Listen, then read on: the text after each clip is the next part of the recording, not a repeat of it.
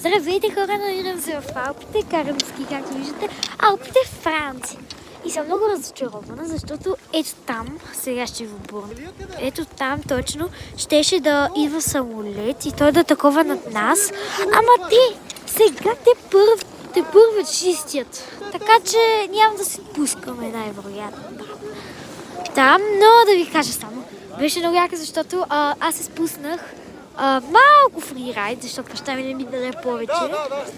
Пък и на пистите има много бабуни.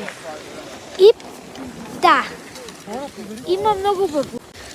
Хора, на бабуните аз качам. Е така, лъп. Сега ще се опитам да ви снимам. Yes, мади. Ето тук карам аз.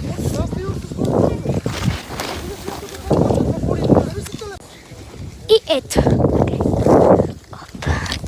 Оп.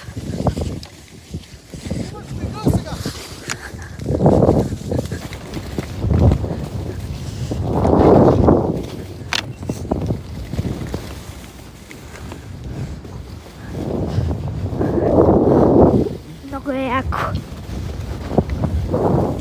Ако не ме чухте, казах много е яко.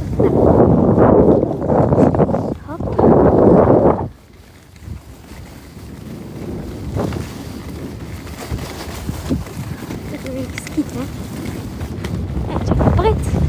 И чао!